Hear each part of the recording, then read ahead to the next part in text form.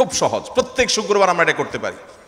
আমলটা হলো নবী করিম সাল্লাল্লাহু আলাইহি ওয়াসাল্লাম বলেছেন, মান বাক্কারা ইয়াউমাল জুমআতি ওয়াবতাকার, যে ব্যক্তি জুমার দিন আগে আগে ঘুম থেকে উঠবে, ভোরে ঘুম থেকে উঠবে, যে ফজর নামাজ পড়তে হবে, যে তাহাজ্জুদ পড়তে পারলে আরো ভালো, এবং মসজিদে আগে আগে যাবে, তাহলে আগে আগে ঘুম থেকে উঠবে, সবাইকে বাসার ডেকে দিবে, আগে আগে ঘুম থেকে উঠাবে।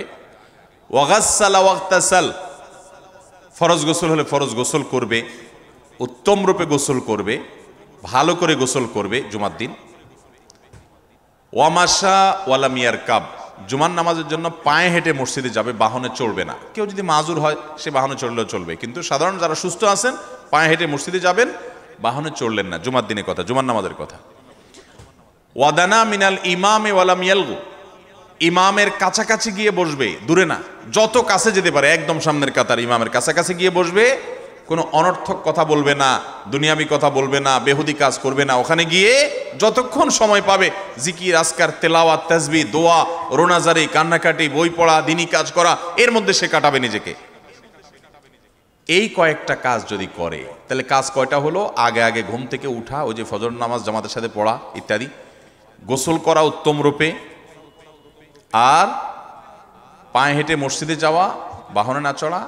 4 নম্বর হলো ইমামের কাছাকাছি গিয়ে বসা, কোনো অনর্থক কাজ না করা। এই 4টা কাজ যদি কেউ জুমার দিনে করে, নবী করিম সাল্লাল্লাহু আলাইহি সাল্লাম বলেছেন, ওই ব্যক্তি বাসা থেকে মসজিদ পর্যন্ত যে আসলো, যতগুলো পা ফেলবে, যতগুলো স্টেপ ফেলবে, যতগুলো কদম দিবে, প্রতিটা কদমের বিনিময়ে আল্লাহ রাব্বুল আলামিন তার অ্যাকাউন্টে, তার আমল নামাতে 1 বছর রাত জেগে, সারা রাত জেগে তাহাজ্জুদ নামাজ পড়লে, এবং 1 বছর সারা দিন, প্রত্যেকটা দিন পুরা বছর জুড়ে নফল রোজা রাখলে যে পরিমাণ সওয়াব পাইতো, 1 বছর নফল রোজা, 1 বছর রাতভর জেগে তাহাজ্জুদের নামাজ পড়ার সওয়াব মাত্র একটা কদম ফেলার বিনিময়ে দিবেন। তাহলে আপনার বাসা থেকে যদি মসজিদে আসতে 100টা কদম হয়, 100 বছরের নফল নামাজ, 100 বছরের নফল রোজা, আপনি এটার সওয়াব আপনার অ্যাকাউন্টে জুমার দিন মাত্র 4টা কাজ করার মাধ্যমে আপনি পেয়ে যাবেন। এবং এটি অনেক হাদিস বিশ্লেষকগণ বলেছেন, কোরআন হাদিসে বহু ফজিলতের কথাই বলা আছে, এত বিপুল পরিমাণে, এত অধিক পরিমাণে সওয়াবের কথা যে কারো বাসা থেকে অনেকের আছে যেতে 500 স্টেপ পড়বে। 500 স্টেপ পড়লে কতটুকু হয়? সামান্য একটু জায়গা যেতে 500 কদম হয়ে যায়। অনেকের বাসা থেকে যেতে 500 কদম পড়ে, 300 কদম হয়। তো সে এই 500 বছর নফল নামাজ, নফল রোজা, রাত ভর দিনভর করার সওয়াব, কন্টিনিউয়াসলি করার সওয়াব মাত্র এই মসজিদে গেল আসলো, এই 4টা শর্ত পূরণ করে সেটা সওয়াবটা পেতে পারে। যদি সপ্তাহে 4 জমা হয় তাহলে 4 বার 500 করে যদি হলো 2000 বছর, এভাবে তার আমল আমাদের সওয়াবের পাহাড় সে জমা করতে পারে শুক্রবারের ছোট্ট আমলটার মাধ্যমে। চেষ্টা করবো না ইনশাআল্লাহ? আমি দেশে বিদেশে অনেক আল্লাহর বান্দাকে আমি শুনেছি, এ হাদিস আমি যেদিন থেকে জেনেছি, আমি চেষ্টা করেছি এটার আমল, এটার প্রচার মানুষের মধ্যে ছড়ানোর। আমি যখন সৌদি আরবে আজ থেকে আর অনেক বছর আগে, তখন কোনো এক বক্তব্যে আমি আমলের কথা বলেছি। আমার অনেক ভাইয়েরা দেশে বিদেশে দেখে বলছেন, ভাই আমলটা শুরু করেছি, আমার কাছে ভালো লাগে, আপনারাও আমলটা করবেন, অন্য আরেকজনকে শিখাবেন এবং দাওয়াত দিবেন। ঠিক আছে তো ইনশাআল্লাহ? তাহলে কয়টা আমল গেল? 4টা। 1 নম্বর গেছে বেশি বেশি দুরূদ পাঠ করা, 2 নম্বর হলো জুমার দিনে ফজর নামাজ জামাতের সাথে পুরুষরা পড়া, 3 নম্বর হলো সূরা কাহাফ পড়া, তেলাওয়াত করা, আর 4 নম্বর হলো এই 4 শর্ত পূরণ করে মসজিদে আগে আগে গিয়ে সুন্দর করে খুতবা শুনে চলে আসা, কোনো কথাবার্তা, খুতবা চলাকালীন সময় কোনো কথাবার্তা, অনর্থক কাজ না করা। 5 নম্বর এবং সর্বশেষ আমল হলো, জুমার দিনে একটা সময় আছে দোয়া কবুল হয়। দোয়া কবুলের যে সময়গুলো আছে এর ভিতরে অত্যন্ত ইম্পর্টেন্ট একটা সময় হলো জুমার দিন। শুক্রবারের একটা সময় সম্পর্কে নবী সাল্লাল্লাহু আলাইহি ওয়াসাল্লাম বলেছেন যে একটা সময় আছে শুক্রবারের, এই সময়ে বান্দা কোনো দোয়া করলে আল্লাহ তাআলা ফিরিয়ে দেন না, কবুল করেন। কিন্তু সময়টা যে ঠিক কখন, এটা হাদিসে নবী সাল্লাল্লাহু আলাইহি ওয়াসাল্লাম বলেন নাই, যাতে করে হয়তো আমরা সারা দিনেরই কম বেশি দোয়ার চেষ্টা করি। এই বিষয়ে মুহাদ্দিসগণ, হাদিস বিশ্লেষকগণ, পণ্ডিত ওলামায়ে কেরামগণ হাদিসের বিভিন্ন আকার ইঙ্গিতকে গবেষণা করে, অ্যানালাইসিস করে এক একজন এক এক সময়ের কথা বলেছেন। তবে বেশিরভাগ ইমাম, বেশিরভাগ পণ্ডিত ওলামায়ে কেরাম, বেশিরভাগ আপনার ইসলামিক স্কলারগণের বক্তব্য হলো যে এই সময়টা হলো জুমার দিনের শেষ প্রহর, আসরের পর থেকে নিয়ে সূর্য ওঠার আগ পর্যন্ত এই সময়টা। অতএব আমরা জুমার দিনের 5 নম্বর আমল হলো বেশি বেশি করে সারাদিনই কম বেশি দোয়া করব। দোয়ার জন্য সবসময় হাত তোলাও জরুরি না, যদিও সাধারণ অবস্থায় দোয়ার জন্য হাত তোলা আদব, কিন্তু আপনি চলতে ফিরতে উঠতে বসতে কাজের ফাঁকে আপনি আল্লাহর কাছে মনে মনে দোয়া নিবেদন করবেন। অনেক চাওয়া আমাদের কাছে, আমাদের আল্লাহর কাছে আছে। ভাইরা আমার, নবী রাসূলুল্লাহ সাল্লাল্লাহু আলাইহি ওয়াসাল্লাম বলেছেন, কারো পায়ের জুতার ফিতাটা ছিঁড়ে গেছে হাঁটার সময়, এটার এমন কি লাগালে ঠিক হয়ে যাবে, কিন্তু একজন ইমানদার ওইটার জন্য সে আল্লাহর কাছে সাহায্য চাইবে। আল্লাহ, এটাও একটা বিপদ, একটা ছোট বিপদ থেকে অনেক কিছু ঘটে যায়, আপনি আমাকে উদ্ধার করেন। সে সবসময় আল্লাহর দিকে মনোনিবেশ করবে। নবী করিম সাল্লাল্লাহু আলাইহি ওয়াসাল্লামের পুরো জীবনকে যদি আপনি অ্যানালাইসিস করেন, আপনি অবাক হয়ে যাবেন।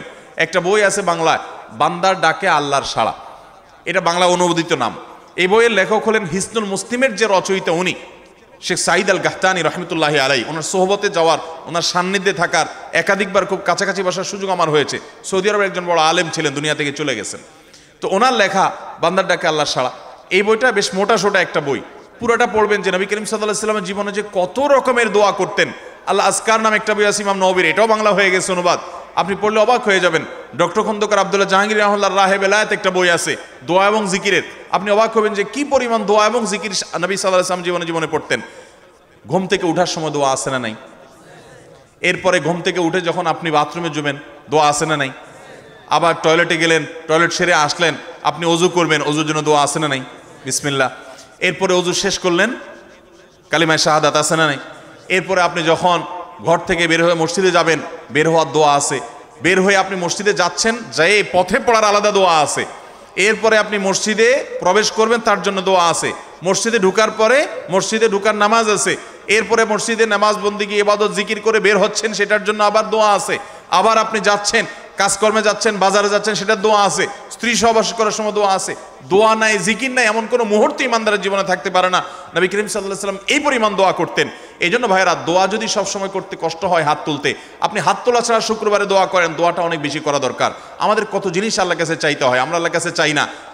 পেটে অসুখ হয়েছে, আমরা ডাক্তারের কথা মাথায় আগে আসে, আপনি ওষুধ খান, ওষুধ খাওয়া সুন্নত, কিন্তু ইমানদার সব কিছুর আগে আল্লাহর কথা স্মরণ করবে এবং আল্লাহর কাছে বলবে, আল্লাহ আপনি সহজ করে দেন। আপনার অসুখ হয়েছে, সব কিছুর আগে নাপার কথা মনে আসে, আরে ভাই প্যারাসিটামলের কথা মনে আসে, এটা দোষের না, কিন্তু আপনার মনে আগে আসতে হবে যে নবী সাল্লাল্লাহু আলাইহি ওয়াসাল্লাম দোয়া শিক্ষা দিয়েছেন, যদি কেউ ব্যথার জায়গায় হাত দেয় এবং পড়ে আউযু বিইজ্জাতিল্লাহি ওয়া কুদরাতিহি মিন শাররি মা আজিদু ওয়া হাজির, আল্লাহ রাব্বুল আলামিন তার ব্যথা দূর করে দিবেন। এক সাহাবী এই হাদিসের উপর আমল করে তৎক্ষণাৎ তার ব্যথা দূর করেছেন। শুধু ইয়াকিনের অভাব, শুধু বিশ্বাসের অভাব, ঈমানের অভাব।